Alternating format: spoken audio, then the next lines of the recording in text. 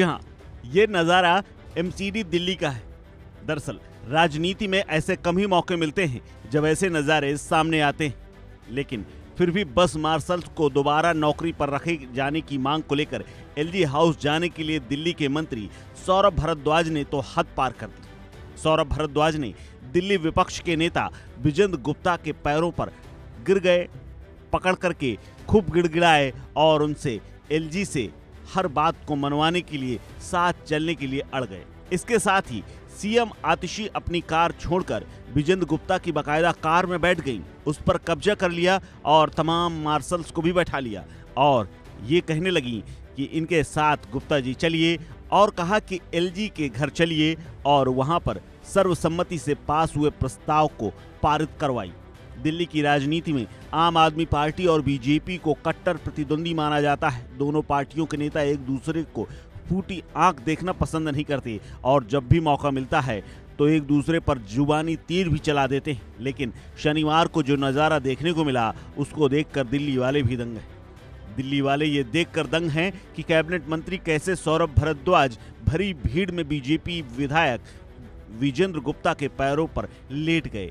ये माजरा देख करके वहां मौजूद तमाम लोग दंग रह गए। इस पूरी कवायद के बीच में तमाम तस्वीरें सामने आईं। कभी मार्शल भी इन्हीं नेताओं के सामने हाथ जोड़कर गिड़गिड़ाते नजर आए, ये कहते हुए नजर आए कि दिल्ली के एलजी से हमारी फाइल पास करवा दीजिए, हमें दोबारा नौकरी पर रख लीजिए। लेकिन कुछ नहीं, हंगामा दिन भर हुआ और शाम को सभी अपने अपने घर चले गए। लेकिन इस पूरी कवायद के बीच में मंत्री सौरभ भारद्वाज ने क्या कुछ कहा है, सुनिए। हमारी मुख्यमंत्री से कि बस मार्शल के विषय में वो मिलना चाहते हैं। 2-2.5 घंटे हमारी उनसे बातचीत चली। उन्होंने कहा कि आप कैबिनेट का प्रपोजल पास कर दो, बाकी काम हम कराएंगे अपने एलजी से। हमने उन्हें कहा था कि ये सारा काम एलजी के पास है, ये सर्विसेज का मामला है, जितने भी पद पे लगाने के काम है, भर्ती के काम है, वो एलजी के काम है। मगर उन्होंने नहीं मानी। उन्होंने बोला नहीं, आप कैबिनेट से पास कर दीजिए।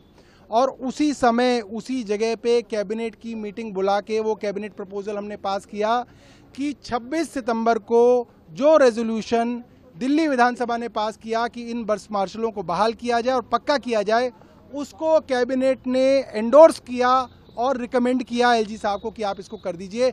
बहुत मुश्किल से विजेंद्र गुप्ता जी हमारे साथ आने के लिए तैयार हुए। रास्ते में 2 बार उन्होंने गाड़ी रुकवाई, गाड़ी से उतरे, यू टर्न करने की कोशिश कर रहे थे, भागने की कोशिश कर रहे थे। हम पैर पड़ गए उनके, मैं उनके पैर पड़ गया, हमारे बस मार्शल उनके पैर पड़ गए और किसी तरीके से वो यहाँ पे एलजी हाउस के पास आए हैं।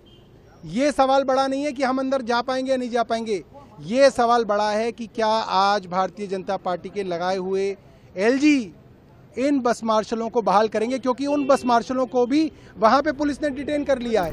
इस पूरे मामले को लेकर के अरविंद केजरीवाल का भी बयान सामने आया है। अरविंद केजरीवाल ने कहा है कि मुझे गर्व है अपने मंत्रियों पर जो लोगों के काम करवाने के लिए किसी के पैरों तक पर लेट जाते हैं। मेरी एलजी साहिब और बीजेपी वालों से विनती है कि उस मुद्दे पर और राजनीति ना करें और तुरंत बस मार्शल्स को नौकरी पर रखा जाए। हालांकि अरविंद केजरीवाल से लेकर के पूरी आम आदमी पार्टी आज राजनिवास के बाहर खड़ी रही, डटी रही, लेकिन पुलिस ने बाद में उन्हें हटा दिया। लेकिन बस मार्शल्स की नियुक्ति को लेकर के जो हंगामा बढ़ता जा रहा है उस पर सबकी नजर है। हालांकि इस पूरे मसले पर आम आदमी पार्टी पूरी तरह हमलावर है और एलजी के साथ साथ बीजेपी भी अब इस मसले पर बैकफुट पर आती हुई नजर आ रही है। इस खबर में फिलहाल इतना ही। अपडेट्स के लिए बने रहिए वन इंडिया हिंदी के साथ।